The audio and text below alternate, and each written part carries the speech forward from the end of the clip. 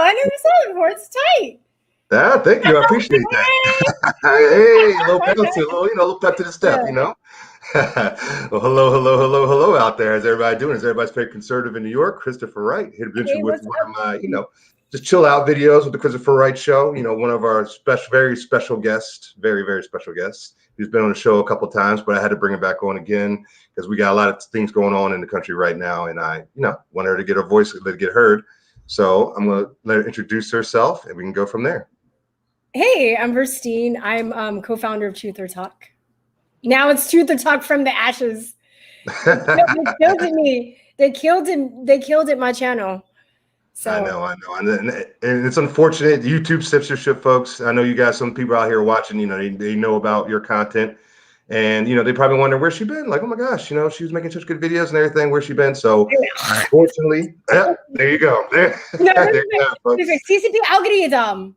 You are spreading conspiracy theories. We are going to kill you on the internet. You are so bad. You are so bad. The fascists, they love to claim that we are so much. We're the fascists. We're the ones, but yet you're the ones who use fascist tactics against us. What a coincidence. The ones who point fingers are the ones who are actually doing the actual crimes. So, typical leftist stuff. But, so what is your, whole situation going on right now? Where, how can people, see where you're at and find you right now? I know we can go in and show. Okay, yeah. So you guys have to type in Chute Talk from the ashes. Because if you just type in Chute Talk, all my hate videos come up. So I got hate. Hey man, you have enough followers, man. People start to make hate videos about you. So unless you want to see the hate videos, I don't want to see them. But I'm just saying. Anyway, so that's what I'm doing. I'm just a lot of my content's on BitChute. I'm going to other platforms. I'm on. I think I gave you the list. There's like 20 now that I'm trying to, I'm on Rockfin. I haven't posted anything yet, but I'm on there. So I think, let me see if I can remember them all. Rockfin, Brighteon, Gab, Parler. Parler is at Real Truth or Talk, but everywhere else is Truth or Talk. Telegram, still on Facebook, still on Twitter. I don't know, just any Steemit, DLive, any platform you're on, just search Truth or Talk, except for Parler is at Real Truth or Talk. And YouTube is Truth or Talk from the ashes. So slowly but surely, I'm just building up on other platforms. I have a plan to hopefully still grow on YouTube by trying to skate around the algorithms in a different way. Knock on wood, so far it's been okay. So I have another plan because I don't, there's part of me that's just like, I want to leave, just be like, F this, I don't need this. If it was like a business that was treating me like crap, I wouldn't be giving them my business. But we also, two things as content creators, we know that YouTube still has a large reach and we still need to be in the matrix. So we're not always preaching to the choir. Amen. So I'm still, and I just don't want them to win. Like they want you to be like, give up. And I don't want to give up. I just don't want to give up. They definitely do. And folks out there to know, I don't really go in details very often, but I'm going in details because I got my girl in here in the show. And yeah, I got 2 strikes on my account as well on YouTube. They're giving me a hard time. They're trying to censor me, they'll shut me down. And, they've never monetized me. I've been on a review on Google AdSense for 2 years. You've listened to every game up. But they won't pass me through because they want to censor me as much as possible. They don't want us to even. They don't want the country to know we exist. Yeah, exactly. And especially when we did our little panel, that was just like because you were there that day, right, on the 6th. Yes, of course. And I was so livid, Chris, because I was looking. I was working a lot, and I really wasn't able to get out. I'm like, this is the first time I'm actually going to go out. I was hoping to meet you and some other people, and they just cut our day short. And it was starting off so awesome and so amazing. And they didn't show any of the Black people there. They didn't show, remember all the Chinese people that were there? Yes. Well, a lot of them are living in New York. They're Chinatown. I marched to Chinatown. We got my YouTube channel. Remember, I marched to Chinatown. There were a lot of Asian Americans there. And there are a lot of anti-CCP Asian Americans. Yeah. You don't even realize. They always come to me, Chris, like, we are not down to CCP. We don't love the CCP, Chris. we're not okay with them. And I'm like, okay, all right, you know. And when I started doing videos, they were one of the first people to come up to me and say, Chris, we're worried about America because we're seeing a lot of things that are happening here or what happened in our country. That's why we left and came here. Yeah. So when they were telling me that, I listened to them more than anybody else. That was very important to me. That's like, I took that very seriously when they were telling me. I taught at a, one of my last jobs in person as a teacher. I've had many, but I taught at a Chinese prep school. And it was more, I think it was technically Taiwanese, but I had a lot of kids from China and their families were coming over here. But I think a lot of them were trying to escape that situation. Mm-hmm. And it sucks because it's interesting, you know, especially like kind of like the junior high school kids. A lot of these kids are being yanked from their home country, wanting, and they're being yanked away from your friends. You know, at that age, it's a real sensitive age.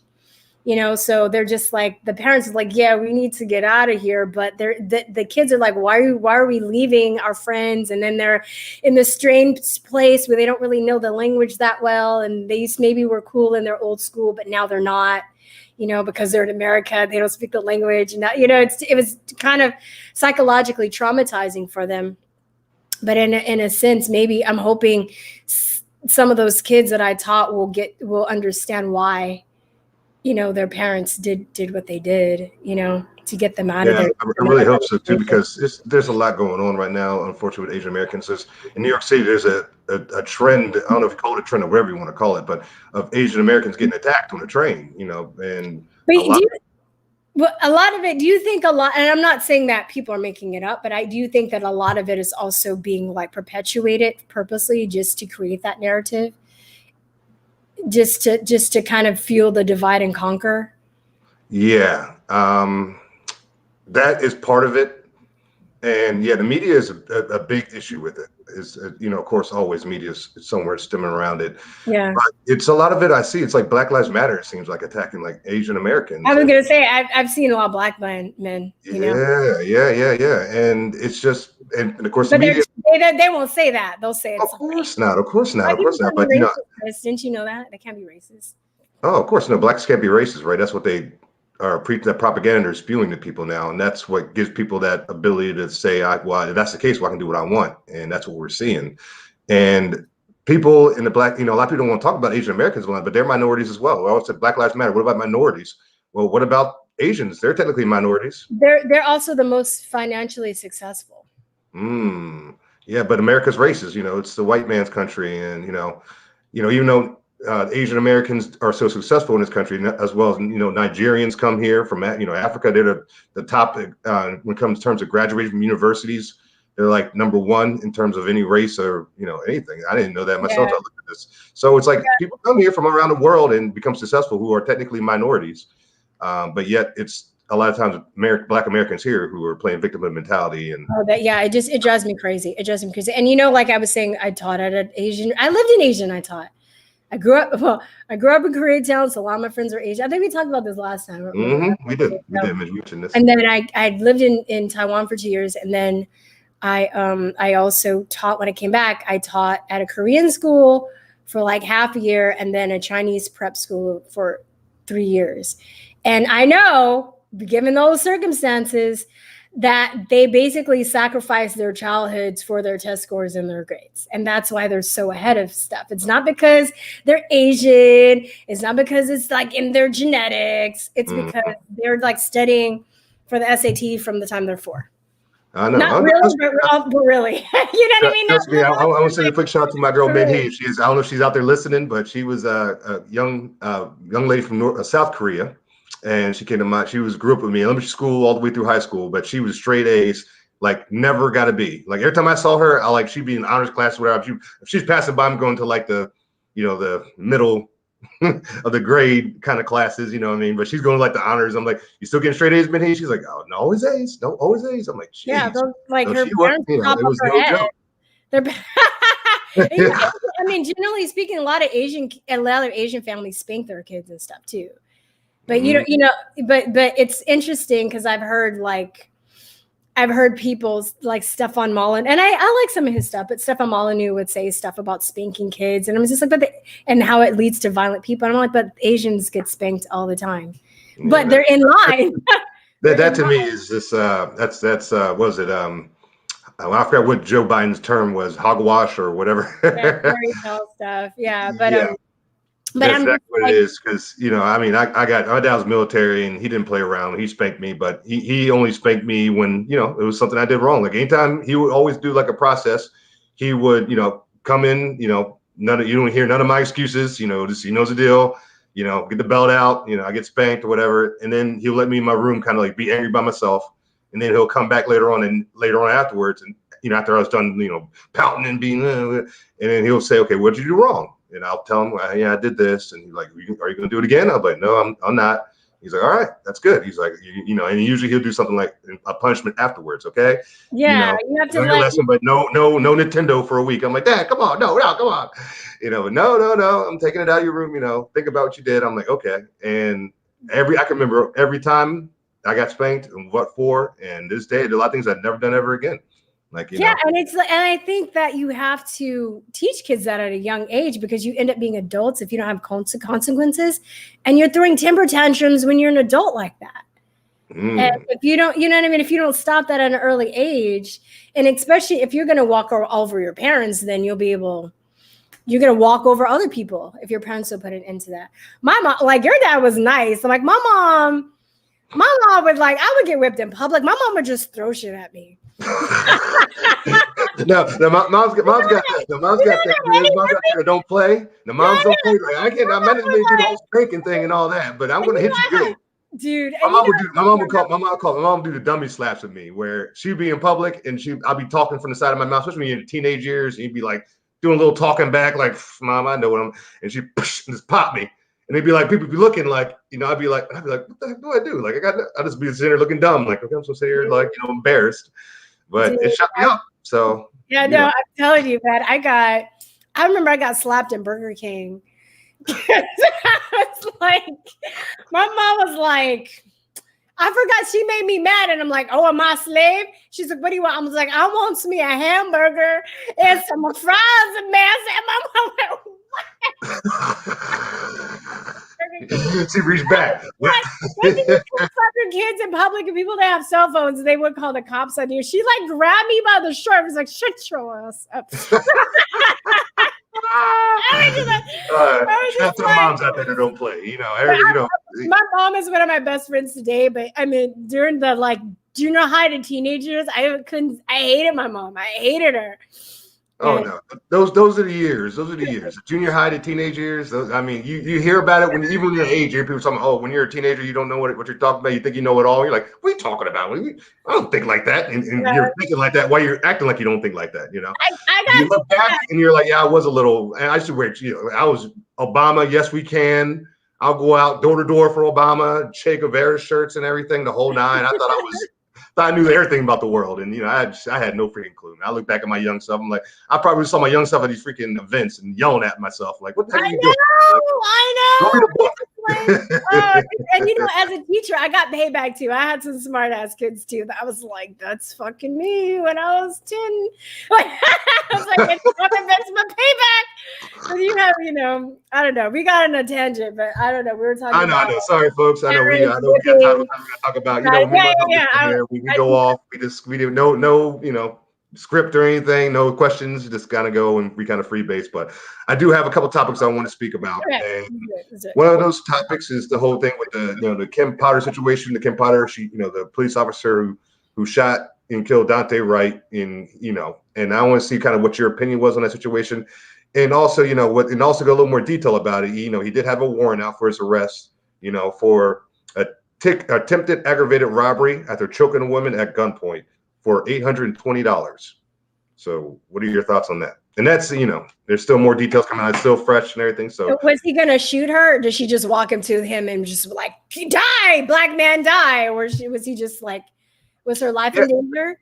Yeah, that's what I'm saying. The details are, I mean, I'm gonna be honest, I haven't seen the video footage myself. There's been so much going on lately with, everything. There's been it seems like they're a mass shooting or something with a police officer or Joe Biden not being able to complete a sentence, like every something. So there's been so much going on. And this happened. I just got like a little gist of it. So I don't know. I haven't looked into it again, that with that much details either, but is this in Minneapolis? Yeah, this is the one. This is the one called all the riots in Minneapolis that's going on right now. And I know you've been seeing what's going on in Minneapolis, these riots. Dude, I'm just so, it's the same script, dude. Like we were talking about this off it. It was like some dude got 10 babies mama, smoked crack, heroin, and drink, as an alcoholic all at the same time. What else? Like stole 5 cars, robbed 10 banks, kicked dogs, like smoked cigarettes and weed at this, like it's like everything. And then they called, they had the situation, they brought the situation on themselves, and then the police officer shoots in self-defense, and then they're like, oh, it's racism. Did I get it? It seems like that's pretty much it. Yeah. And that's the vibe I'm getting. Like I said, like folks, I haven't got the details all the way myself, but the vibe that I'm getting is that, like, I'm seeing this guy, obviously, a robbery for $820 and with a woman, he almost choked her, he's just choking her pretty bad and all stuff like that. So look at George Floyd, situation with George Floyd. I mean, before the situation that happened with him, with the police officer, and him losing his life, and that's unfortunate he lost his life. I mean, but he put a gun point, he had a woman, robbed a woman at gunpoint and pointed a gun to her pregnant stomach, to a pregnant woman, and robbed the pregnant woman, put a gun, robbed. So and now they're putting pictures of him with Malcolm X and Martin Luther King, and that's so insulting, dude. It's just like lock those people up. Those are the people that are terrorizing us. Yes. True story. My best friend's dad is a private investigator, and he would have to go to the inner city and help solve some of the, huh? I know we got stories to tell, I'm sure. Oh yeah, but he would have to go to some of the places or the inner city neighborhoods and interview some of the people for the crimes, right? To help them solve some of the crimes. And he said that they would tell him stuff off the record. And then like, hey, can I subpoena you for court? And they'd be like, nope. Because the people are going to terrorize them, the same black people. And it's like, they're being terrorized by those people. So I'm just like, dude, lock that dude up. If that dude came to my house, I'd shoot him or I'd call the cops. Is it racism?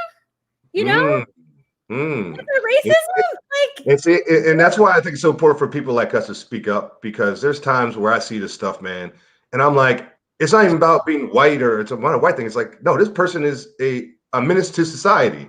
You know what I mean? Like, not just based off the movie, but like, no, he really is. Dude, like, and I will be cautious of this individual. So it's like, I have a father, I have a brother, I have male cousins, I have lots of black male friends. I don't hate black men. I'm not scared. Like, I don't like, if I see a random black dude, I'm like, oh, my purse. Like, I'm not, a black person that's far removed from other black people. I'm not bougie like that. I grew up in the hood. Okay. Yeah, definitely. I grew up in Baltimore. Growing up in the hood, there are also those thuggy ass people that will steal your shit or rape you and kill you. That you have to watch out for. Not everybody in the hood is like that, but it's like those people. And I'm just like, why are you defending these people that are terrorizing you, that are going to be, they're more violent toward you than the races, the invisible races that you claim to be, like fighting against. And then it's just like, as soon as I heard about this, I'm like, okay, and they're going to be rioting in 3, 2, 1. Like, it's like clockwork. Yep. It's like, right. All right, well, the riots, I told my friend just, it was like, oh, a white cop shot a black cop, and it's all over the news. Girl, hide your kids, get your food stock, because the riots are going to come. The zombies are coming out tonight. Like, Yep. The Jordan shoe store is getting robbed tonight. You already know. Yeah, but and they're gonna rob shit. Like, they're not gonna, like, they don't go after the policemen that killed the people. Now I feel a rant coming on. Now you got me like heated. Right here, ready to spit some bars out here. Ready to go. This man ain't going up on YouTube. I'm like, no, dude. It's like I because I did a rant about George Floyd and they took that down. I'm like, it's the same stuff. It's the same. But I also did a rant because I was talking about it the other day. It's interesting because I get frustrated and I'll talk about this stuff, and then I'll get the white people though that would come on, and they'll be like, "Well, black people are the most violent people." And I'm just like, dude, I'm sorry that dude like stole your bike when you were 12 and beat the shit out of you. But like not all Black people are like that either. It's not fair. Just like, and I remember I was talking to my friend that when I was in college, and I don't know why this didn't stick, but when I was in college, I remember taking like critical race theory classes. I guess that's what they're called now, but I was just happy to be taking Black history classes. But I had teachers that would really just say and teach racist shit about white people. Wow. And they would say stuff like, and just like the white people believe that it's in our nature to be violent. They would say stuff like, well, white people cause all of the genocide and all of the wars and all the serial killers are white, and it's in their nature to be violent in a different way. And that tends to be true, but I don't think it's genetic. I think it's circumstances that cause people to be like that. Like if it would be a whole nother like show if I really talk about mind control and why I think serial killers exist. That's a whole nother rabbit hole we can go down. I'm not, because it's long. And then I think it's a select few white people that do this, but I don't think it's in their genetics. I think it's just those select few white people that do that stuff. I don't think it's because they're white. And then people say the same shit about Black people going out and rioting.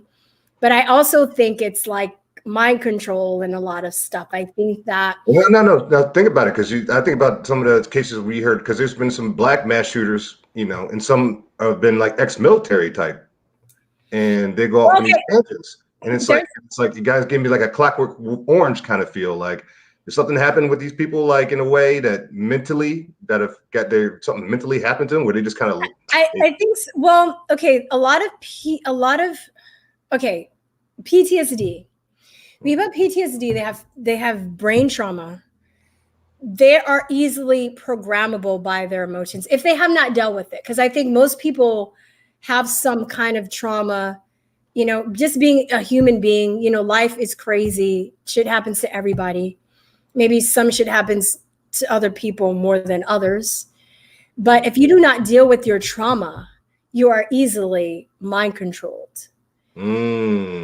So a lot of Black people are primed for PTSD. In the inner cities, especially, they're in a high stress environment. There's a lot of drugs. There's a lot of gang activity.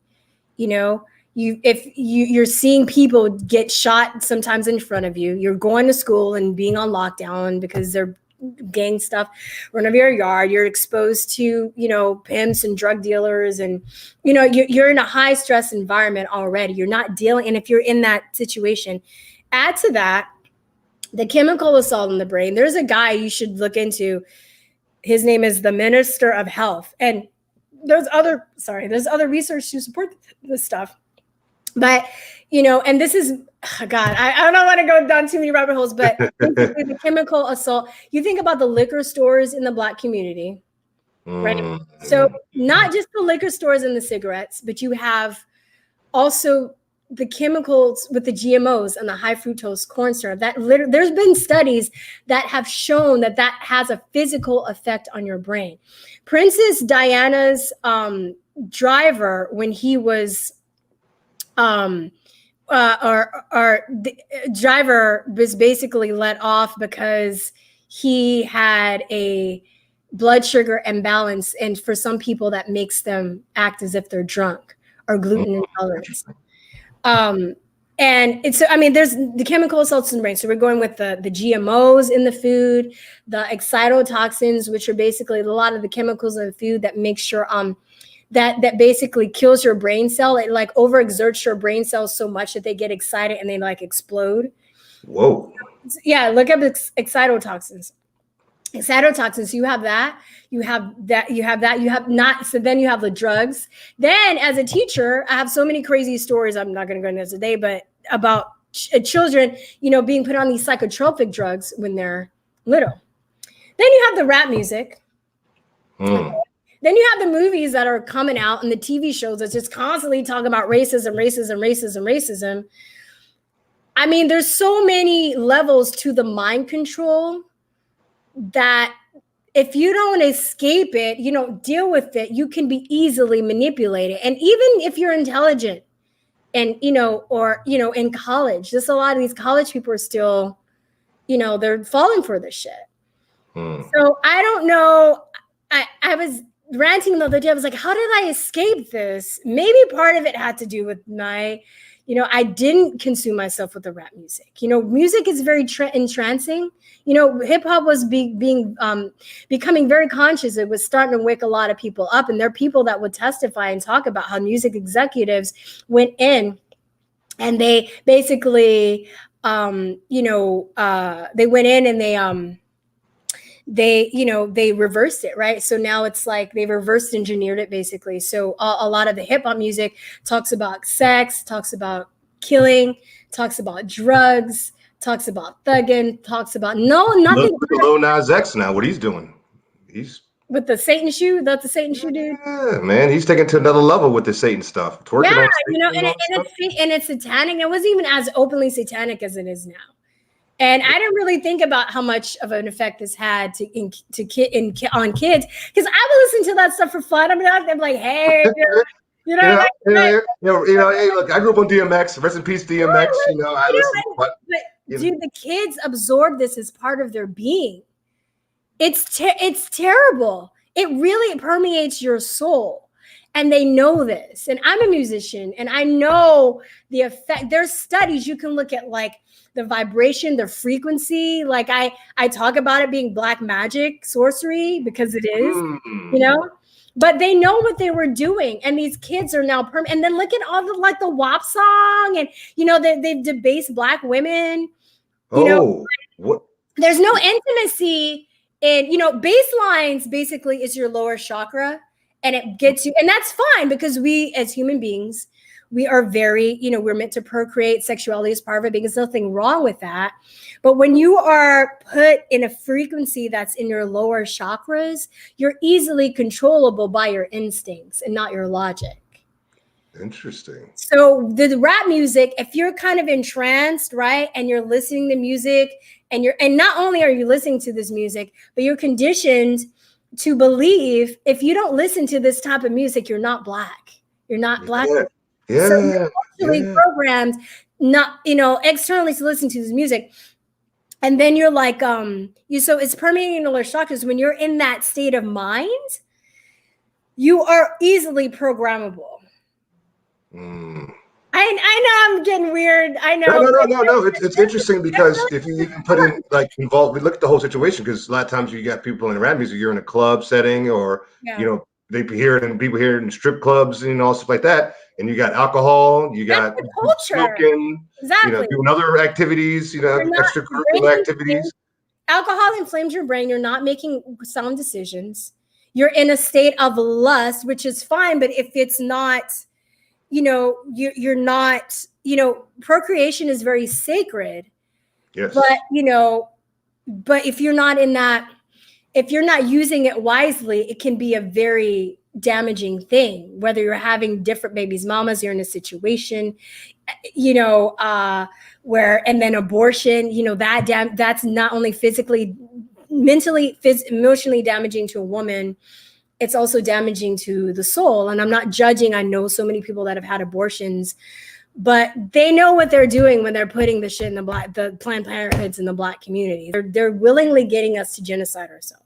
And I remember my dad, he didn't understand how or why, but he just, be like, why is the Planned Parenthood in black communities? I remember him saying that. He just be like, they're not Beverly Hills. You know what I mean? We never really talked about it. And as I'm older, I'm like, dang, I remember he used to say that, and just be like, and there's so many, it makes people more prone. I can go off on abortion and the physiology of why it's bad, not just more moralities. Physically, it's really bad. No, you're right. Women's body, emotionally. Right. People are more prone to depression, more prone to alcoholism, cancer, guilt, which leads to depression and all that other stuff. And like I said, I'm not judging. Like I'm not. But I just want people. If people were more aware of this, maybe they would think about it more. You know, people Yes. just like, oh, And be aware of what you just said, and be aware of the history of it, and who's yeah, behind Planned Parenthood, and exactly. why she did it. Margaret Sanger. You have Cardi B, which in some ways she's quick-witted and can be very intelligent, but she's been warped. So she's like a demon. You know what I mean? And she's just very like. You know, they reverse engineer. They don't have. There's no intimacy. Even when you see Black movies and stuff like that, there's no intimacy between Black people, and there's no intimacy. There's no love. There's no even between like like men just being romancing and having you know what I mean. Like this has all been erased, so we have no camaraderie. So all of this makes us very susceptible. And then our history's been erased, or I don't know if you've experienced this too. Thank God I had a couple cousins that would give me books and give me inspiration. But growing up and having to learn about Black history was so demoralizing because they teach you that you're a slave. And then it's like, and the civil rights, it's like we didn't have any part in history. It's like we were a slave and then we just disappeared for like, 100 years. And that's how it was. It was slave. 60s, we're back. And now we're being oppressed again. It's like, so true. No, it's so true. It's, when I tell people all the time, when I saw Hillary's America, the next Susan Hillary's America in the movie theater, at the very end of the movie, I was in tears, and I was just like shocked because I love history. I'm a history buff, and that history that he said in that movie, I've never heard 80% of that movie. What he's talking about, I've never heard of it before. Oh wow! And I'm like, how did I not know any of this? Then I thought about how did my dad not know this? How did my grandfather not know this? They did generations of this brainwashing to the Black community in terms of knowing, like, if you know Black history, like I tell people all the time, American history is Black history, not just Black history. Exactly. Everybody. Like we are the red and the red, white, and blue. Like our blood, like built this country. Like, and if you learn history, you know all sides. Like we know from all the way from, we fought. There's Blacks who fought in the Confederacy, in the Civil War. Like there were Black plantation owners. There were Blacks that a lot of the Black community come from the Native Americans. Like we are part of, like a lot's part of our history as well. Like we are we are the first Americans technically that were here. If you were like got answers from Native Americans, we are America first. Like in so many different ways. So like if you know the history of Black America, it's like we are America, man. Like and that's with this whole like we need to go back to Africa and I mean that's my country, the motherland. I'm like stop, man. Like y'all can go back to Africa. I'm staying in America, man. This is my country, man. I love America, man. I love how the Pan-African community thinks they're just gonna walk up in Africa knowing English and shit and not knowing. I'm like, okay. I know you talk to Africans too. I thought the Africans, I'd be like, we don't want your people here. Like we don't want. Don't think about Africa talking like this. We don't want that. Like, you say, like no. We're different species now. Y'all like, come on. But I just sit back and watch some of that stuff. Like, yeah, we're gonna go to Africa, and I'm like, okay, good luck with that. I mean. Okay, that's kind of fucked up. It's true though. I just want to say there are people that do take the time in the Pan-African that do take the time to learn the language and the culture and stuff. But I have seen quite a bit of people too that just think they're just going to go to Africa and not know any of the culture, not know any language, and just like waltz in there and it's going to be easy for them. And I'm just like, all right, that's cool. But I think a lot why Africans come here and run circles around us is because they have a connection to their history. And they also have more of they have more of a solidarity with their community. Yeah, I was gonna say they have a lot stronger family structure as well. Yeah. And they have, because they've had to work so hard to get here, they have an appreciation. And that's what all foreigners, that's what all immigrants that come here. Yeah. To me, true immigration. When you see like with the Lou immigration situation, you see people like run across borders to get here, not learning language, throwing kids over walls, and the coyotes are getting they escape. They use them to get them over their children over here. That's not true. That's not true legal immigration. Like America's built on immigration as well. So I don't have a problem with immigration at all, or immigrants. But a lot of immigrants that came over here, especially in the past, they came over here loving this country, wanting to be a part of this country, hoping one day they could, in their country, they can be a part of this country. So when they came here, they were ready. They were like, I'm ready to work. I know half the language. I can do this. I love this country. God bless America. I'll say the pledge. Yeah. It was all good. Where other country can you just go to and just crap all over the people and they'll accept you? I don't know one. Even when I was a legal immigrant in Taiwan, okay, I had to pay taxes, I had to get a driver's license, I had to do all that shit, right? I had to get a visa. And now I did have friends that were illegal, like immigrants that were like American or Canada or Ireland. They were English speakers. Yeah, that's crazy to have legal immigrant American friends. yeah, legal, like, or like white, like it's funny. And they would work as teachers usually. And what they would do visa runs. So if you go land for 30 days, you can get a 30-day visa. And then at the end of your 30 days, you would go to Hong Kong and for like a couple days and then come back and start all over again. And that's how they would do it. But a lot of the school, like, let me tell you, English schools is $1 billion industry. So a lot of schools that couldn't get accreditation, they would hire these illegal,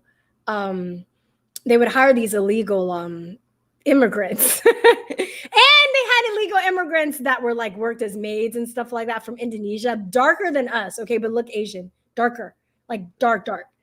And they would come here, or from the Philippines.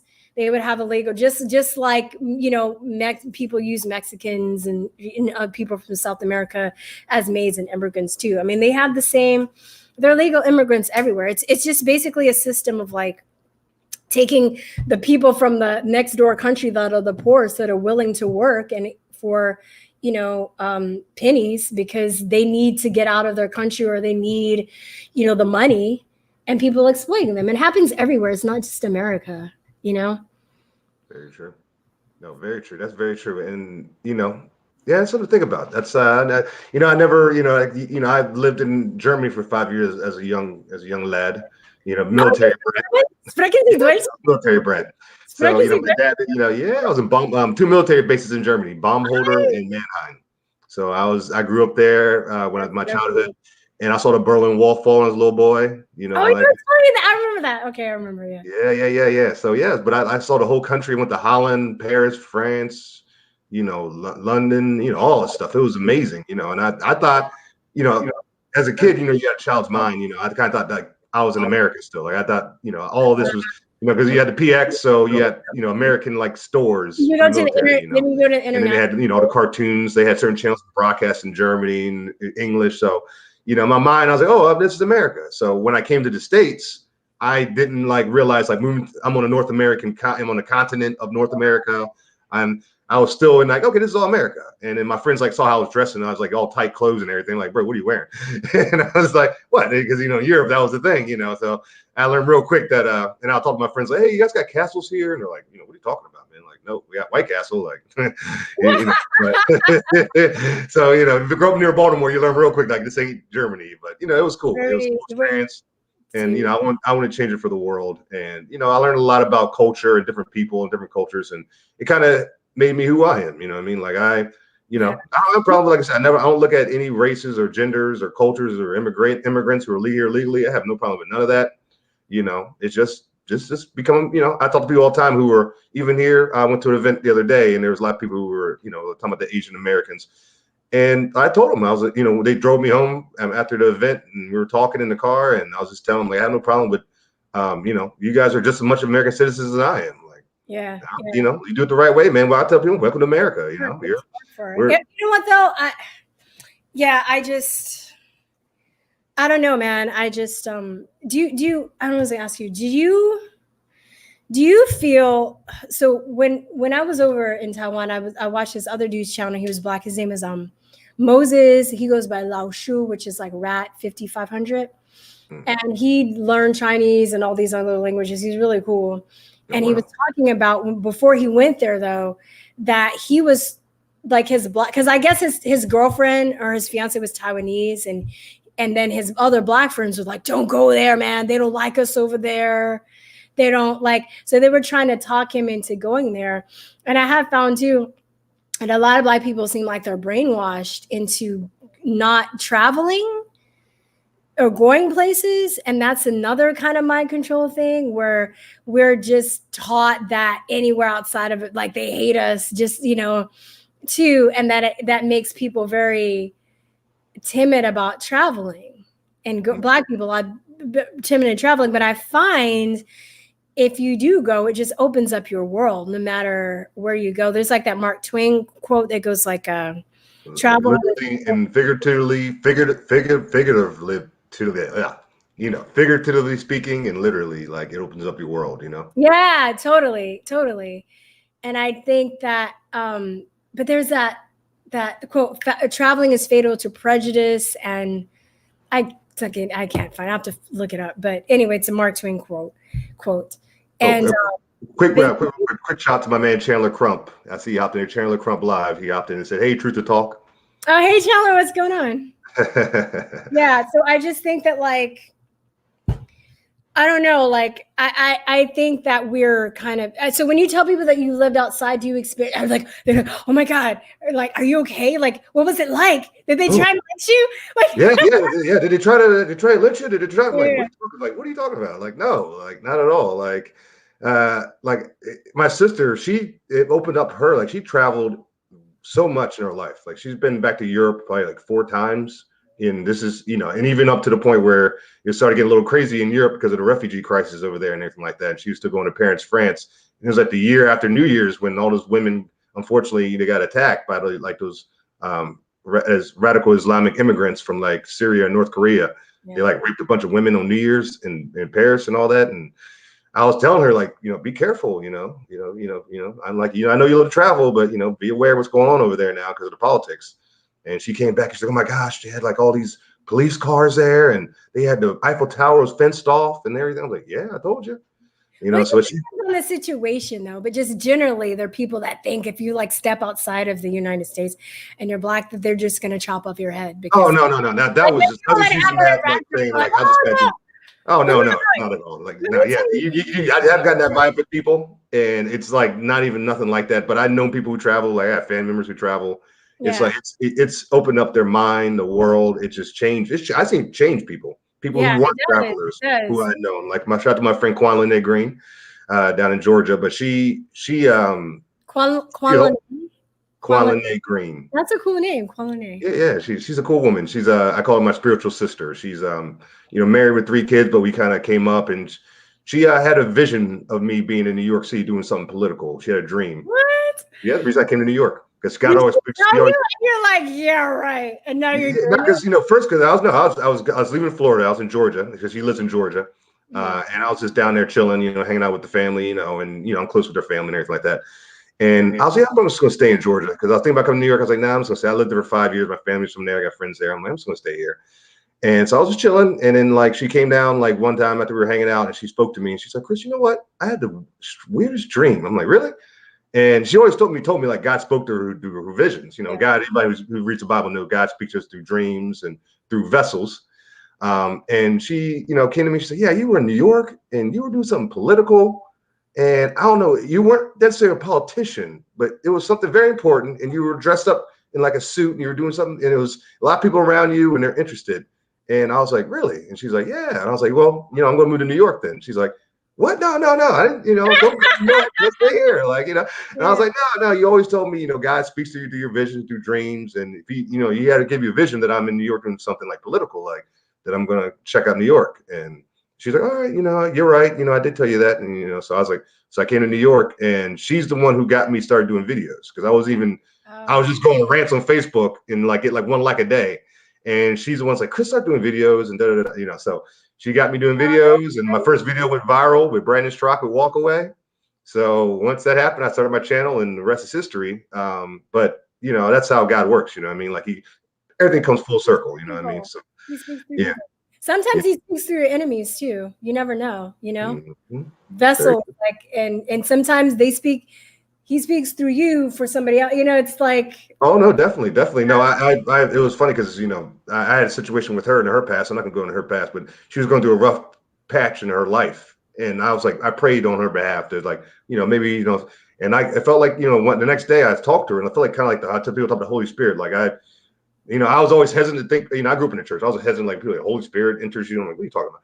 But I felt something like something powerful happening that next day, and I reached out to her and talked to her, and it felt like the words were just flowing out my mouth, and I just would talk to her, and I really like hit her with some truth talk, like some truth to talk. And when I was done, she was like, I felt when I was done, I knew I was done. I was like, okay, I'm done. I just knew I was done. She's like, and then nothing to say. She's like, okay, all right. And then like we went on from there, and she made changes in her life from that point on, and her life improved, and to the point now where she has a successful business for herself, making great money. Her and her husband got 2 more kids. They got 3 kids. They're doing great, living in a nice home, the whole 9. And I'm like, wow, look what God did to technically with their life. And then like I saw as she came and helped me later on in life. And I'm like, if I wouldn't have helped her, would she have been in my life to help me later on?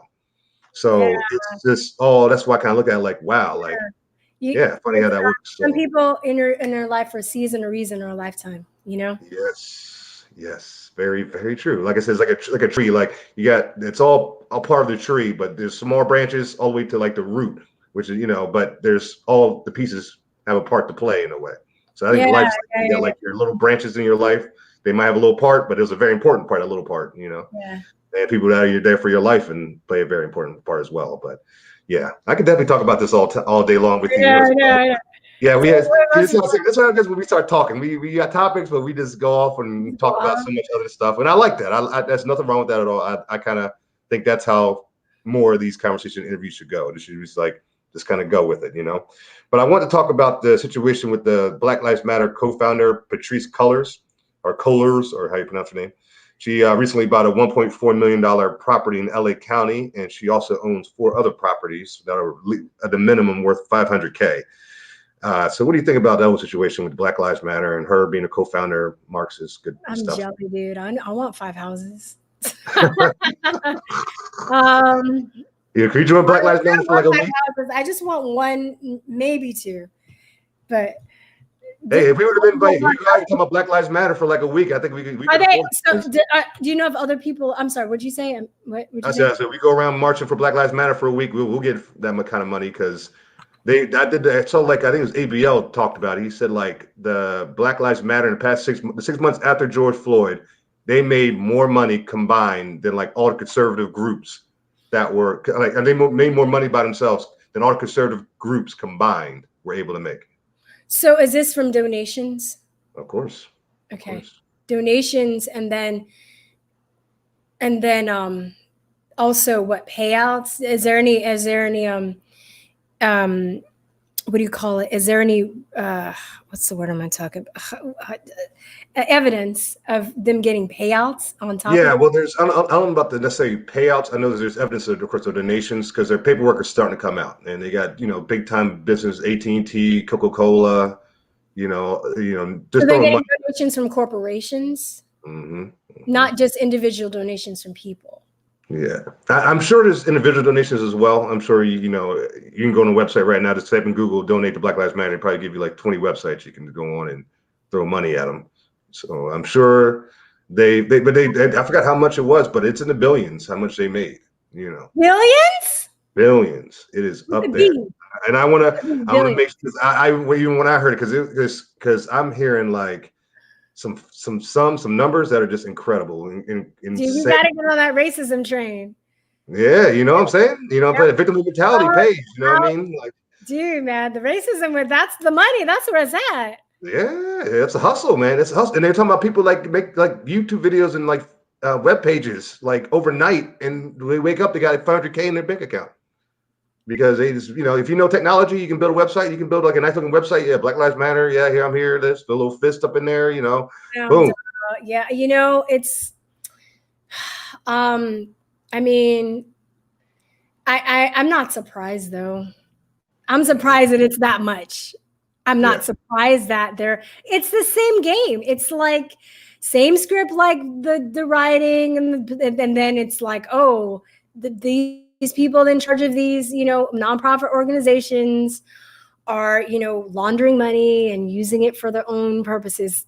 That's what, this happens with just about every charity. Didn't Bono, like years ago, he was raising all that money for AIDS, and like only 1% of that money, like from the AIDS African stuff, went to like AIDS African. He took like most of the money.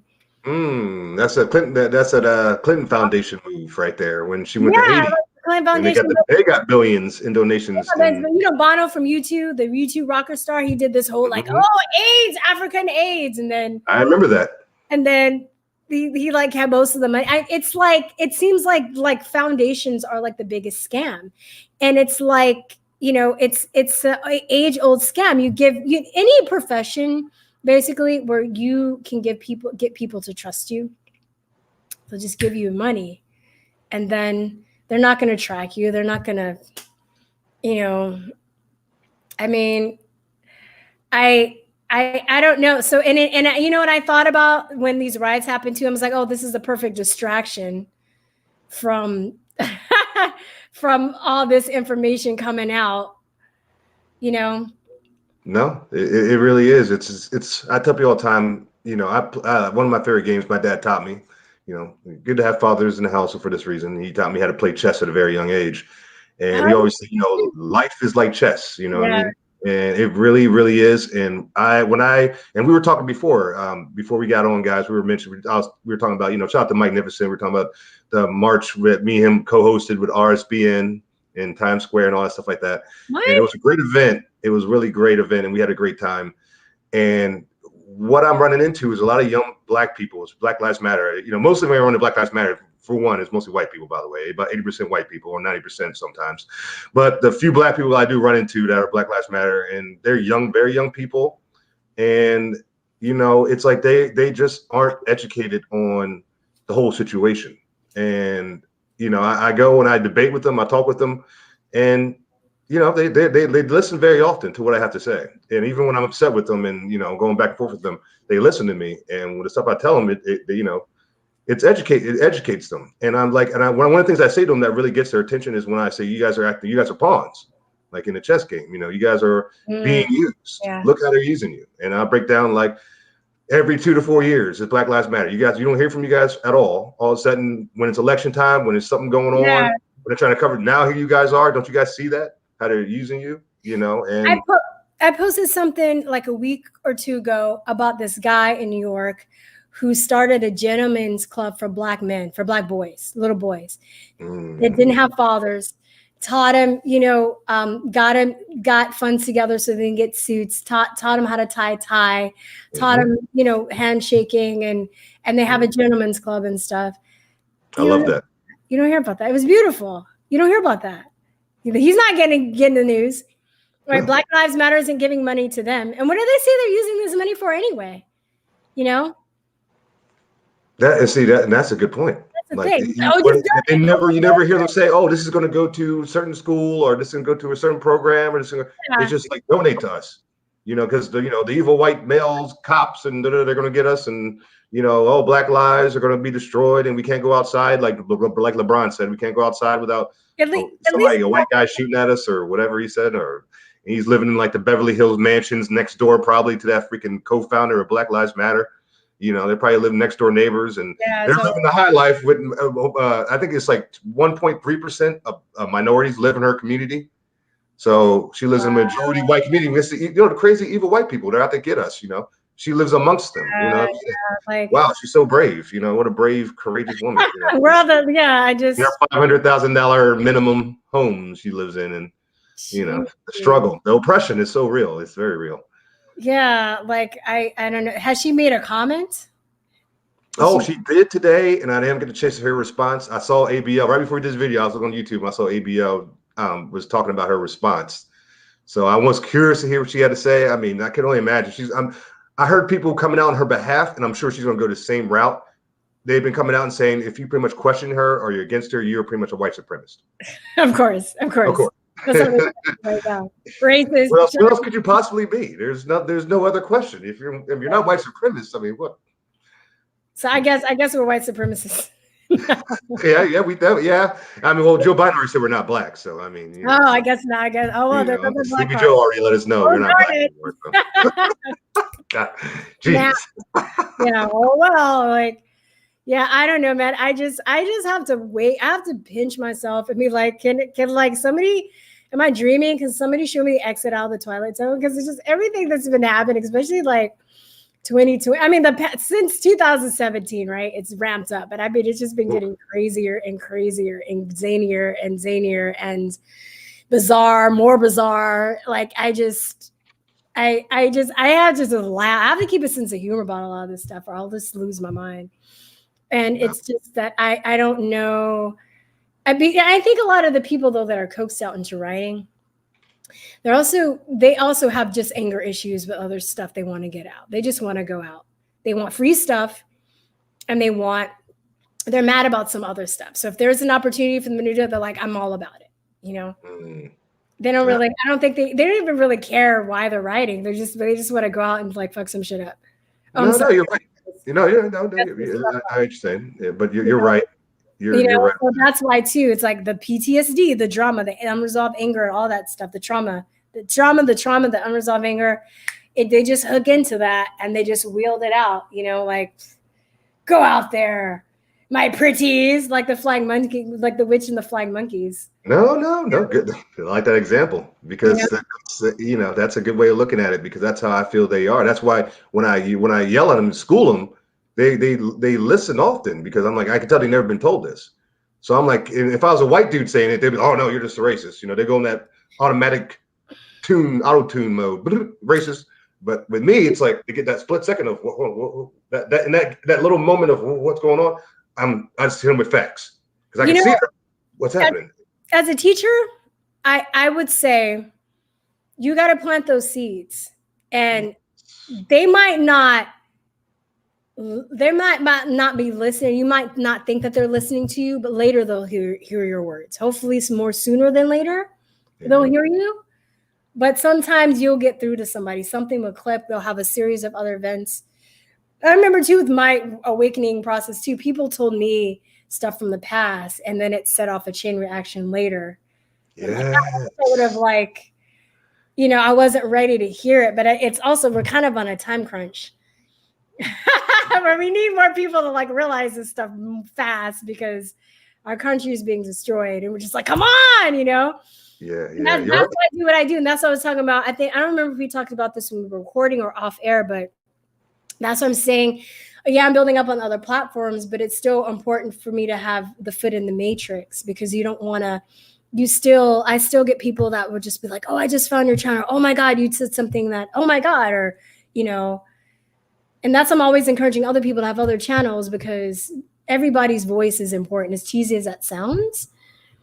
The fact that we're able to have our phones, and upload content. Yeah, and a generation. Yeah, and back in the day, we weren't able to do that. So the news just didn't start lying like 4 years ago. They've always been lying, But now we're giving them a run for the money. We can prove to them that they're lying, and for the people that want to listen, they're being proven to be liars. Yeah. So you made a great point there, and I tell people all the time, especially young people, and shout to Chandler again because I remember and he remembers this when I first met him. I saw him speak in front of an audience at the Young Black Leadership Summit when we got invited to DC by Trump, but not here to broadcast that. But he spoke. The way he carried himself, he was so educated and so knowledgeable on the subject matter. I said, I got to interview this young dude before, and I was his first ever interview. We did together, and he was like 14 years old then, and I talked to him and his brother too, Mikkel. Shout out to Mikkel Crump. And I spoke with every time I see him, man, I always say Gen Z, man, internet generation. I'm like, always tell them that every time I see him. And I've been thinking on that level when I was 14, dude. I'm so glad to see kids like that's just crazy. I mean, in a good way, like, but not like he's gonna be so far ahead, and kids like that, like, oh no, he definitely 100% right, 110% right, and his voice is so powerful because in fact his peers, that's such an important generation below us. We're millennials, and a lot of us are just like, we're gone by the wayside. We're already just whatever. There's no hope, but they are still impressionable because they're still young. And he's so knowledgeable, and he's on a platform like on the internet right now where he's getting his voice heard so quickly, but it's to so many people that they can really be like this one to bring that real wave of change to America, where America, that pendulum swings, and it swings back from the rear. Radical left is crazy, Cardi B, transgender, kindergarten, whatever, and then now we're swinging back. And I think his generation is going to be a generation. He's going to be one of the ones pushing that pendulum when it's swinging back. And I think it's important for kids to listen, to have other kids to listen to. Kids, especially, that's the age where kids want to rebel. Of course. So if their parents are conservatives, they're gonna go liberal just for the fact that they want to do the opposite of what their parents are doing. We were all there. Yeah, exactly. I know. Like, so, but I think that, like, to have somebody that age that's like, you know, kind of talking to them from their age, and they see somebody that's up here talking sense into them, we give them some food for thought, and that's good. No, I definitely agree. I definitely agree. Yes. So there's another question I want to just like, not even a question, it's just something I want to bring up too. We just recently talked about, you know, the whole situation with the shooting with Dante Wright, and you know, I brought up the whole issue with the Black Lives Matter co-founder and the homes and all that. And they just came out recently and mentioned the fact that there was no charge against the officer who shot and killed Ashley Babbitt, and the one woman who shot in the Capitol. And I thought that was interesting because, you know, we hear so much about white privilege and, you know, all this stuff like that. And, you know, she was an unarmed woman who was shot in the Capitol, and she wasn't being violent. She didn't have any weapons on her. And, you know, the whole spiel we've been hearing, that's family black people only. Patriot is the new black. I have to say that. Patriot is like, they don't care. You know what I mean? Like, that's the new oppressed class of people. Yeah. You know? Yeah. I mean, I mean, it's not funny that she died. That was terrible. But I mean, that's a video. She's like climbing up and trying to climb through the window, and they just shot her. Yeah. I mean, that to me, she didn't have a weapon. She's climbing up something. How is she going to shoot the person? How was their life in danger? Yeah. Like, to me, that's unjust, of course. But no, I mean, but as opposed to like all the narratives that we have where like you have people that are charging against the police officers or taking their guns or taking their tasers, and yet the police officer shoots in defense of their own life, yet they're the racist. It's just like, she didn't have, like, you know what I mean? Like, why did that dude shoot her like that? Yeah, no, that's all it is. I like you just said it perfectly. Like I said, like, look at the circumstance, look at the situations. If she had a weapon or she was going to hurt somebody, it would be a different story. Of course. But she's literally up something, doesn't have, her hands are not free. She's not hurting anybody, and they just shoot her. You know? Yeah. Because we've been brainwashed into believing that white supremacists are like the most evil, awful people on earth. And while not realizing that that black people are becoming just as evil as, you know? No, that's real talk. It's like Inange, you know, Inange was on the panel with me. We were talking the other day about like how in Nazi Germany, they were pumping into the Germans' heads that they were like the superior race, and they're doing that with black people right now. So now they're making it okay. So the black people are like the Nazis right now, where it's okay to like, you know, be violent and kick white people, and, you know, it's okay to kill white people or do all that. It's not okay. You know what's interesting too is the Democratic Party is a party, you know, that was responsible for like a lot of the hate from the white hate towards blacks in the past, with lynching and segregation, Jim Crow, Margaret Sanger, and Planned Parenthood, and the list goes on. And what I see now is you know, white people, like the, you know, heterosexual white males, like the ultimate enemy right now in America. Like that is like the top of the tier of like, oh, that's the most evil we can get, you know. Yeah. But I see on the left, the people who are in control, who are making moves, who are the ones who are behind the curtains are mostly white people. And well, you know, okay, this is why I got it. They want us to fight each other, and they want us to they're trying to get us to kill each other. When that group dwindles down, they're going to put another sliver in and find some other way. It's going to be like light-skinned blacks against dark-skinned blacks. Then we're going to get us to fight each other. Then it's going to be like black women with hair weaves against black women without hair weaves. Then they're going to fight each other. And they need this group to keep dwindling down because there's not as many of us, them, as there is of us. So they need us to fight each other, keep fighting each other, and be against each other. They need, you know, this is the same shit that they pulled. You ever heard the Willie Lynch speech? But now it's on Society. So if those you guys they're watching, guys don't know about the Willie Lynch speech. Willie Lynch. Important. So I don't know. Okay, there's debate. I don't know if you know there's debate, right? Like, was he really a slave master, or was just like a metaphor? So there's a debate within the Black historians as to whether he really existed or whether he was a real slave consultant, because slavery was a business, okay? And people would go to consultants to figure out how to manage their slaves. So, and they don't tell us about this. There were quite a few revolts in history, but they don't want to talk about that because they don't want people to think that they have any power. So like a plantation would usually have, I don't know, like 100 slaves and 10 people running a plantation. So if people put their minds together, they can easily outnumber the slave masters. So this speech is Willie Lynch guy talks about how to turn the Blacks against each other. So he's like, turn the light-skinned Blacks against the dark-skinned Blacks, turn the house slaves against the field slaves, turn the men against the women, turn the old against the young, turn, I don't know, the ones with no feet against the ones with feet, whatever. Find any little thing. And this is what they're doing to this country, to our society. That's why they're ripping our history down. They don't want us to know how powerful our ancestors were, our forefathers were, how intelligent and brilliant our Constitution is, how the concept of this republic is nothing that the international community has seen. As I've traveled and as what I see what's going on to this country, I realize that like we have it made, as far as our Constitution. I'm learning even new stuff. I'm learning every day. I'm like, wow, they really put a lot of thought into this. Yeah.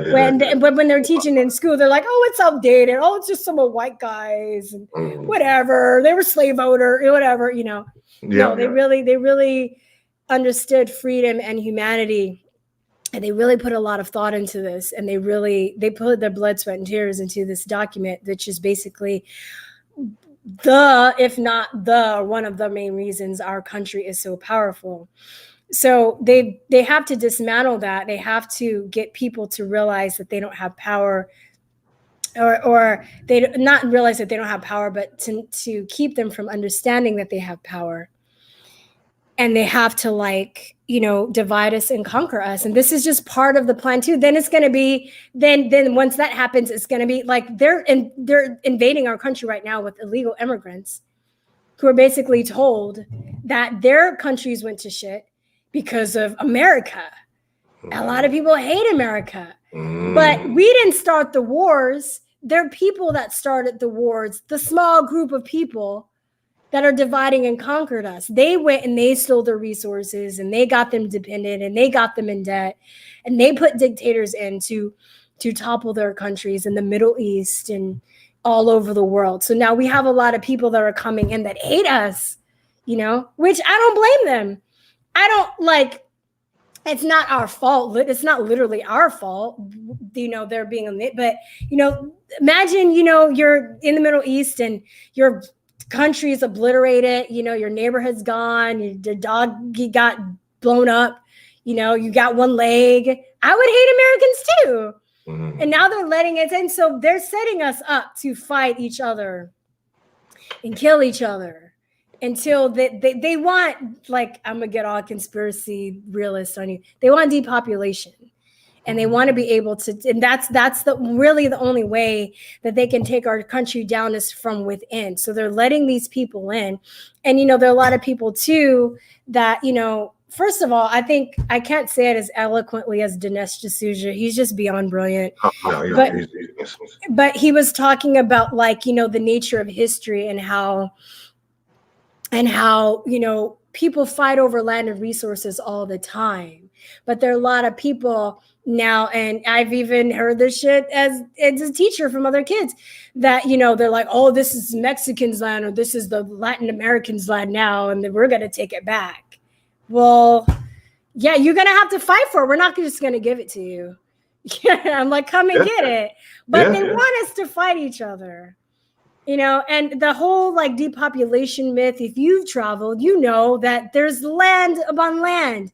There's fruit fruits that go spoil in, rainforest and all the time, all the food that gets thrown away in restaurants. There's more than enough food to feed the world over. If you take the population of Texas, I think it's like, okay, my math might be wrong, but like you give everybody like 9 billion people an acre of land, and a piece, each person an acre of land, not like even a family, they can all fit into like the state of Texas. So this whole thing, it's a myth. We're being lied to, and now they're going to use this climate change shit to invoke fear in people. And I watched my students, that's why I stopped teaching, because I would get stuff to teach, and I'm like, I don't want to teach this stuff. This is bullshit. This is BS. Sorry, I'm trying not to curse. I know I'm a potty mouth. This is BS, right? Yeah. But the kids are passionate, and the Democrat. I think I don't feel like I have a safe space on the conservative side or the Democratic side, because I think they both can be corrupted, absolute power, whoever's in power, whatever, right? But I think that the Democrats at this point in history, they're using a lot of emotion. So I look at, and I know that they're different political parties, but I look at the Democrats and the Republicans as yin and yang. So the Republicans are yang. Yang is male energy. Yang is logic. Yin is feminine energy. Yin is emotion. Logic and emotion are both very powerful. Logic are your thoughts and your thinking, but emotion brings things into fruition.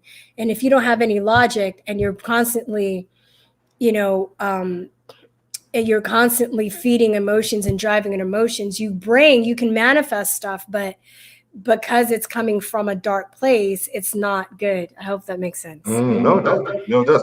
Because the left, they are getting things done, hate it or love it. You can't stand them, whatever. They are making changes in this country in terms of, what you're seeing with the sports entertainment in this country, when you see what's happening in Hollywood, when you see what's going on with politics, when you see the president of the United States is right now. The president of the United States is right now.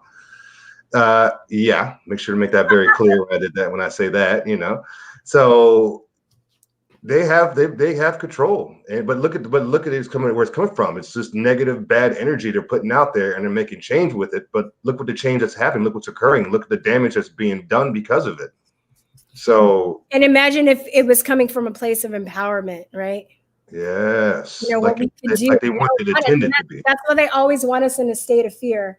A state of fear and a state of anger. Anger could be good, because if you use that, you don't want to stay in a state of anger. But if you use that anger and you channel it, you can get mad about something, then do something productive about it. But don't go out and burn your neighborhood. Like those people should be going out to Joe Biden's house. Dragging Gavin Newsom through the that's more productive anger.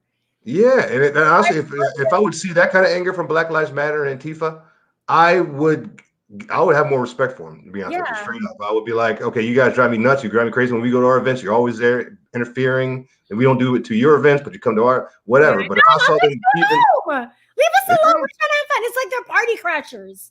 Yeah, they are. But they act like, and they think they're the rebels, though. They think they're the rebels. They think they're the rebels without a cause. Dude, go have your own party. That's what I thought when they were out there. I was like, oh man, they're coming again. Like we were having fun. I know. Trust me. I call them. I'm in New York City.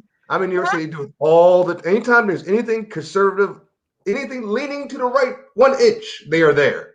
And they are letting it be known. It's like, and I talk to them like, man, you guys are like the old people, crashing the party. Like, go to bed. It's just late.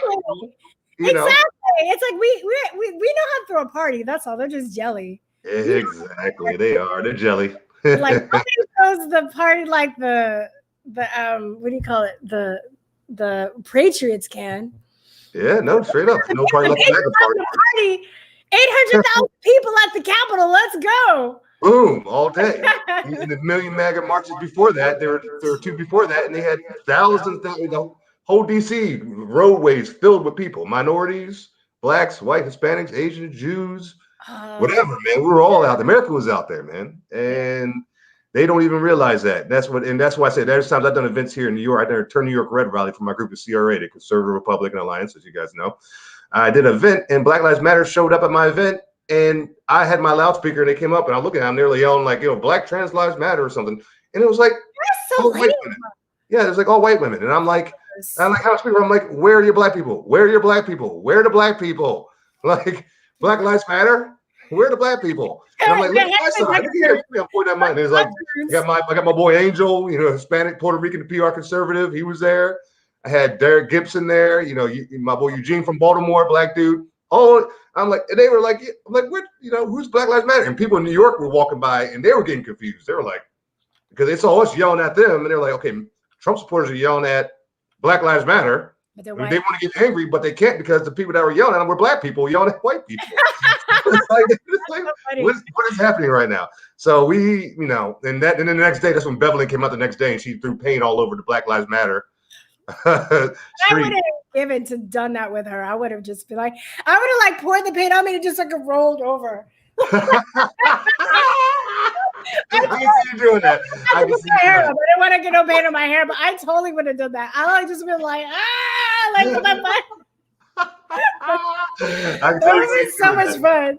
Between me and you, she reached out to me. Then I was in Florida when she reached out to me. She told me she was going to do what her plans were, and I'm like, I'm in Florida, but I'm like, I was there. Hey, I got your back, but. Because she wanted me to put it on live while she was gone. I said, I would have got you. I would have got you out there in front page news. Here's the real news, So shout out to Bevelin, but yeah. So, but that's what we're dealing with right now. And right now, the last topic I want to talk about before, because I know you got a little musical number you want to play with us for us. Oh yeah, it's all said and done. Can't forget about that. I was laughing. Now I don't know if I can sing. Let me see. Yeah, I know, right? We've been talking. You lost your voice, I'm sure, but but yeah, we the last thing I want to talk about is this whole Derek Chauvin. It's day 13, the Derek Chauvin, George Floyd case situation, and just want to see what your thoughts were. Well, you know what? Same old script, dudes. Same old script. I had to see it written. Every Black person police shooting, I'm just like, oh, it's the same script. It's like when they make bad movie remakes in Hollywood, you're like, it's just how many times are going to remake Spider-Man? That's what I feel like. Are they making Spider-Man again? Yeah, right. Talking about Spider-Man Part 16? Like the same old thing, And but they were friends. Before I forget, the Justice League movie came out, and it was cut and edited in all kinds of ways. And I saw the movie. It was incredible, and it was. I think they edited it and cut it. I'm just going to come out to Hollywood real quick because it had a lot of father-son themes and family themes in the movie. And I think that they cut that movie and they tried to not let it be released because of that. And, China owns about 80% of Hollywood now. Yeah. So China doesn't want us Americans being reminded about our families and where we came from and how we got things done because of that. You know what? And I swear they do not pay me to promote them. But it's a really good show I love, and I don't watch a lot of TV, is have you seen Cobra Kai? Oh, have I seen Cobra Kai? Come on, my karate, like my veins, man. I'm like, I haven't seen the last season yet. I'm gonna get there. My sister, don't say that. Don't spoil it. Okay. My sister's trying to spoil it for me. But have you noticed that it's a beautiful series only too because it has a lot of themes about father and sons, and family, and bullying. Right. So does this Justice League movie. Wow. See? Yeah. And my roommate, he was so upset. It's a good show. And I'm pretty sure that the writers are Patriots because Johnny, he has a flag in his studio, in the karate studio. And then Daniel, every day for his car dealership, he raises the American flag. Oh, see. And I'm from LA. I'm from LA. So I'm like, oh my God, it's cool too, because I know the places they're talking about, and so it's a little bit being homesick and stuff. I'm like, watch that. But I'm just saying, support shows that have those themes. Yes, you hear that, Patriots out there? Cobra Kai and Justice League, the new unedited Justice. Not the one version that came out 2 years ago that was all edited and corny, but the one that they released, it's on HBO Go. It's on or HBO Now. HBO Now or HBO Is it a TV Go. show? Is it a TV show? No, it's a movie, the new Justice League movie. It's a version. They released a version 3 years ago that was like all edited out, and the actors are coming out talking about they didn't want to be a part of it. And then because of COVID, all the producers and writers got together with the actors, say, hey, look, let's go in and do some more filming, and let's film this movie the way we want to do it and get it out there to the public. So they came in together like 3 years later, got back together, and they did a bunch of filming of this movie. And then they released it, and it's a 4-hour-long movie. And they released it unedited, and it is amazing. Like me and my roommate, like we felt like we were like 8-year-old boys again, man. I was just like, we were like, whoa, did you see that? I love that. I love the special effects. So Justice League, that's Superman, Batman. Okay. Cyborg and the Flash. And the Flash. 4 hours? The Flash did his thing in this one, man. I'm telling you. And see the people out there, the movie heads out there, and the comic book cartoon guys, you know, American culture. It's all, we all grew up on this stuff. Oh, okay. I'm gonna have to check. You know the deal. If you like that stuff, I'm telling you, this. Did you see Coming to America too? I haven't seen that yet. And have you seen it? Yeah, I have. What are your thoughts, real quick? I liked it. I thought it was goofy. I know, like Anangi was saying, her African friends hated it because they thought that it made Africans look silly and stupid and stuff. But I know that that's not African culture. I thought it was cool. It was cute. It was silly. It was cute. I liked the main guy because I thought that they were gonna make him into like this silly, stupid guy. But I liked the guy that played his son because he did have a heart and he did have a conscience and stuff. So I don't know. It's silly and goofy, just like the first one. So I enjoyed it. I thought it was a very one thing I must say is the people in the barbershop. I was like, should they be dead by now? When they brought him back, I was laughing because I'm like, okay, technically they should be like 108, but I'm glad they brought him back still, even older. Like, they were already like 99 years old in the first one, but it was cool. It was a bit goofy. I like Wesley Snipes. He did a good job with being the villain, and I don't know. I was just up to see a really cool, goofy movie that wasn't. I didn't see any. I saw one scene maybe where they tried the SJW stuff, but he actually the son actually flipped the script on it. No. And then one thing they mentioned Obama, and I was like, when that first started, I'm like, oh God, is it gonna be they're gonna be praising Obama? But they didn't really. So maybe a couple of scenes. But I didn't feel like I was getting slapped in the face with SJW stuff all the time. It was just good old goofy comedy.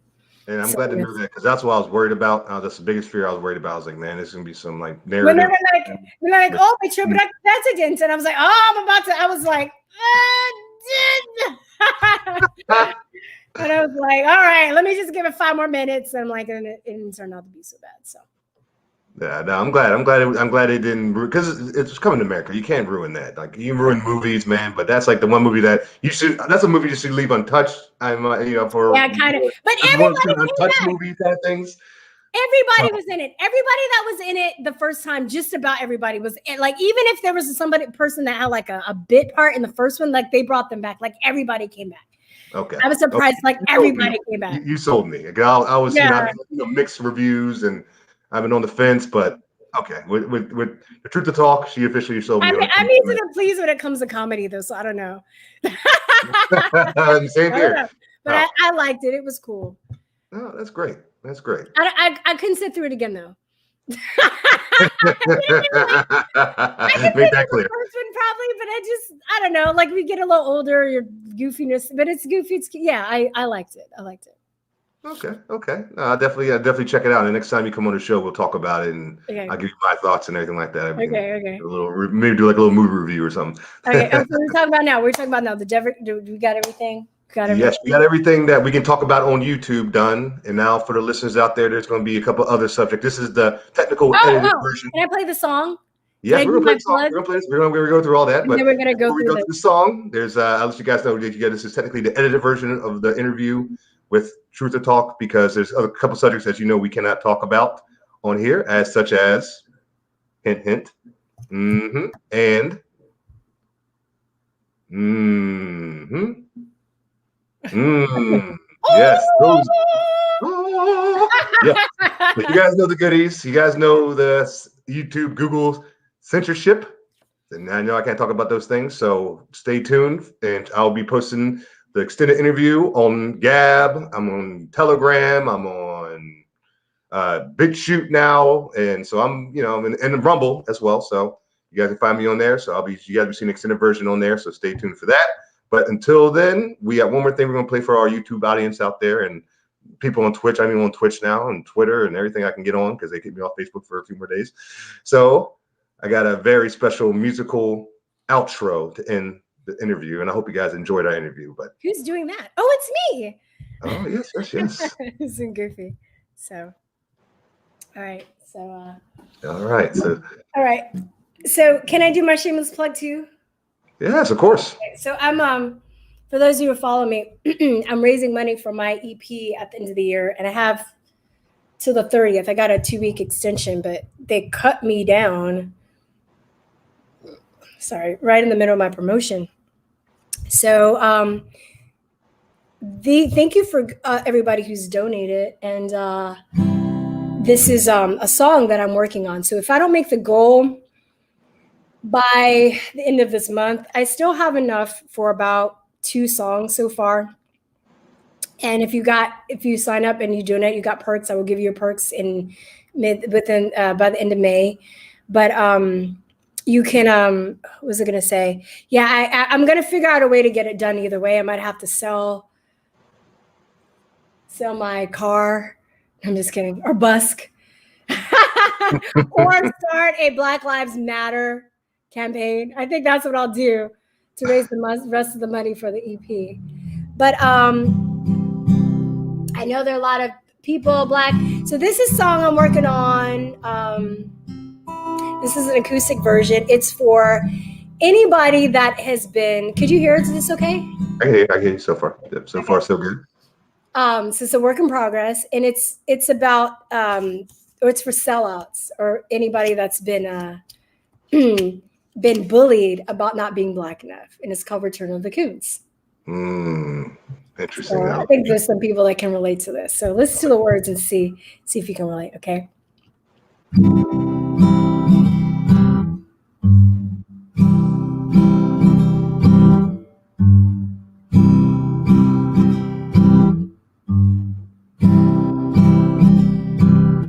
Say goodbye.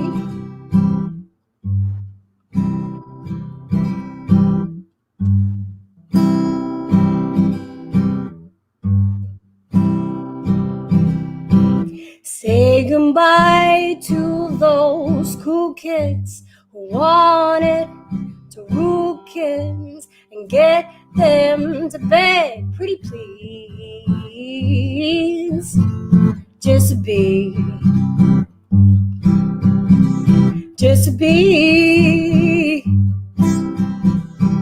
one of you, I love you, I need you to breathe.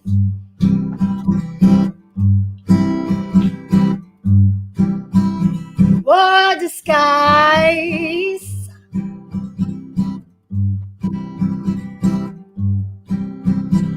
I just stick to my own kind and walk on a tight line and play by the rules of the race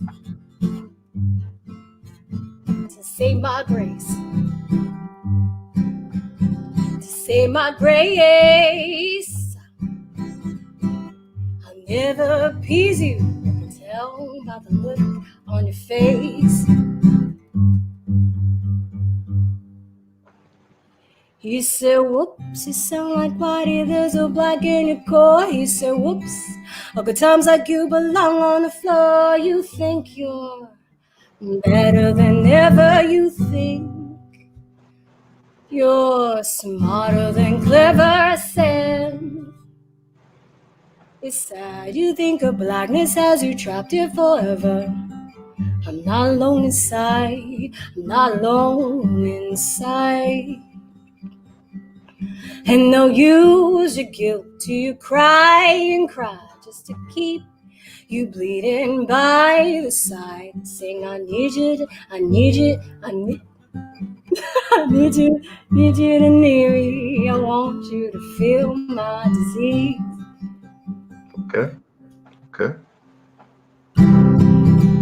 Ooh yeah. Ooh yeah. Ooh yeah. Say goodbye.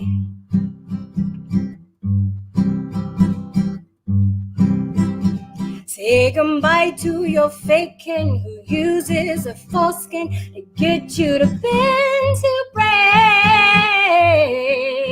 Now we awake.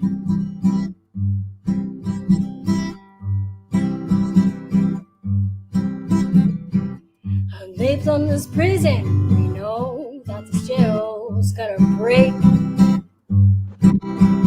Say adios to the hooligans, au revoir to the ruffians. Young Biela, Sergeant, so c'est la vie, so the boogeyman. I won't say dogshit, the haters made me good and it's thick in my skin. And I hearken to the voice within. Don't get so sucked by a root again, yo.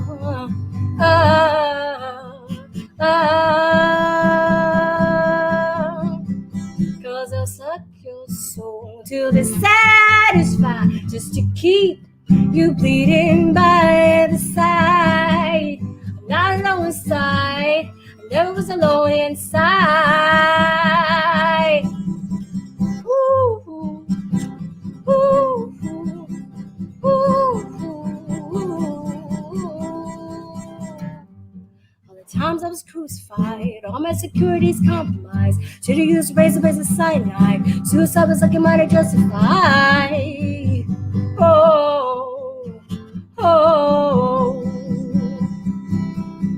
So say goodbye to the masters abducting the answers so we can perceive and believe. Fallacious creed.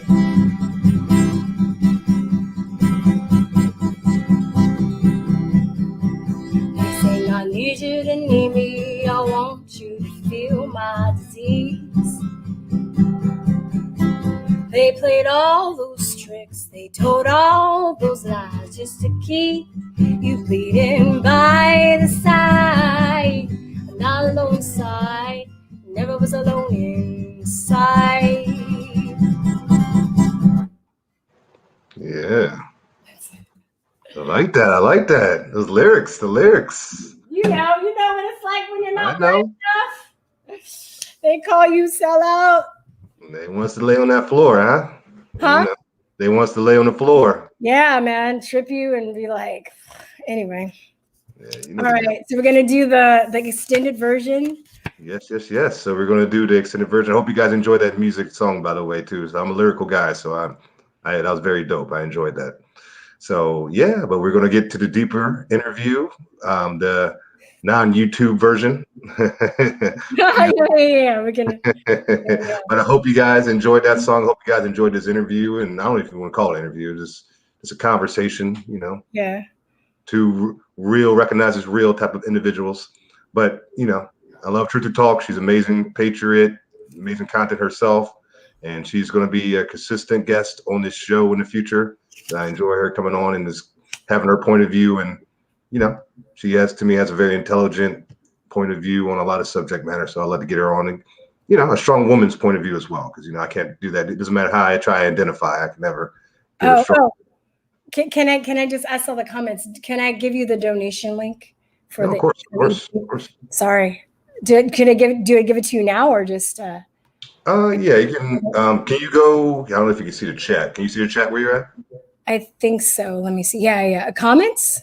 It says private chat though. Can I put stuff in the, I don't know if I could. You can put it in the private chat, because that's what people are in the chat room seeing now, and then you can put it, because I don't think I can comment though. I can see some of the comments. Oh, you can't comment? I don't think from my end, I don't see where I can All right, this is what I'll do then, because any links for the donation, guys, you guys are wondering about donations, I'll have the links in my description section, in the comments section. Here. I'll just give you this little snippet that I have. I don't know, in the private chat. Put it in the private chat. Yeah, put in the private chat for now. For people in the private chat can see it now, and then I'll post it as well on the comment section on my main page and all that good stuff like that, and in the description as well. So description in the comment section, you guys will see where you can donate to what Chute Talk, the movement she got going on. So yeah, definitely. So I hope you guys enjoyed the interview and hope you enjoyed the content. And like always, God bless everybody out there listening, and God bless the United States of America. Bye bye.